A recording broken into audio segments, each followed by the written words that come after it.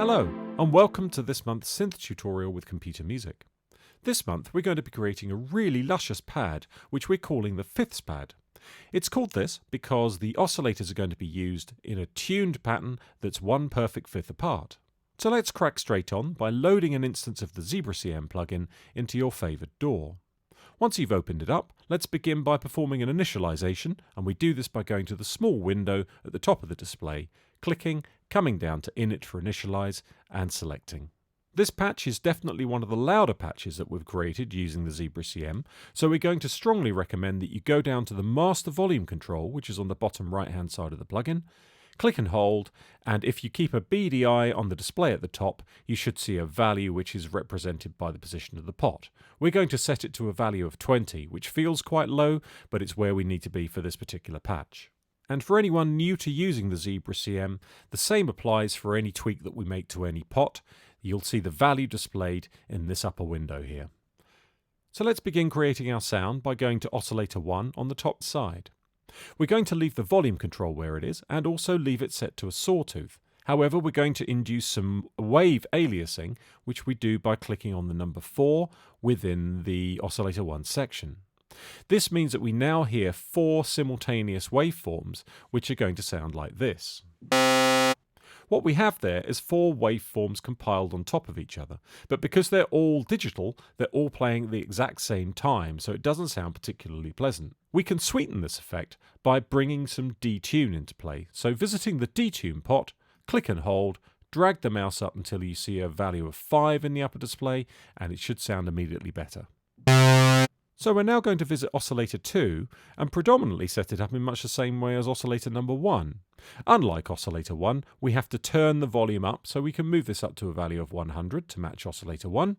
We're going to leave the sawtooth where it is, and we're also going to activate the aliasing times 4.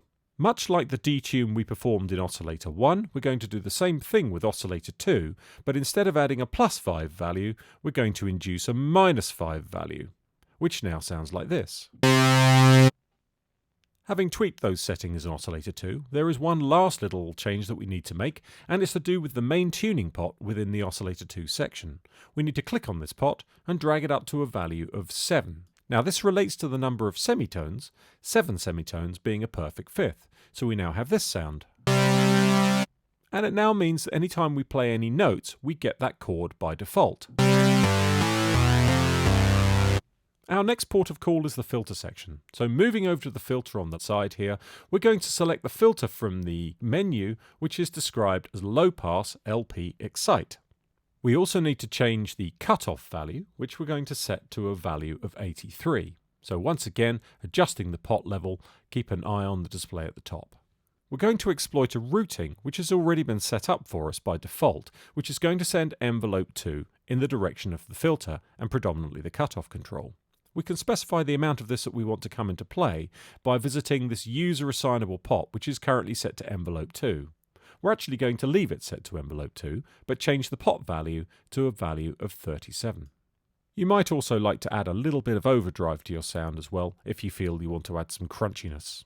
Next, it's time to visit the envelope section, and we have 2 envelopes. Envelope number 1 is going to control the volume or the amplitude of our sound. So let's make the following settings. First of all, we set the attack pot to a value of 60, the decay pot to a value of 50, the sustain pot to a value of 80, and the release pot to a value of 65. This means it's got a relatively slow release. Envelope 2 is firmly heading in the direction of the filter and the cutoff control, but we need to make some similar alterations to get the desired effect. Set the attack pot to a value of 63, decay to a value of 65, sustain to a value of 50, and finally the release pot to a value of 70. Now when you play your sound, it should take a while to emerge and nicely decay away.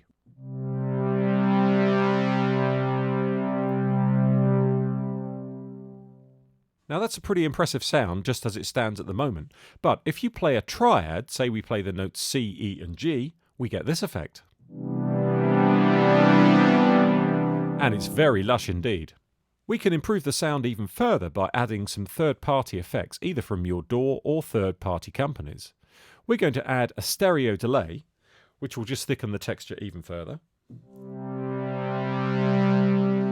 And we also like the idea of adding a really lush reverb, and we're using the Eventide Black Hole plugin here. But notice that we've got quite a generous mix towards the reverb itself, and also the actual size of the reverb is relatively large.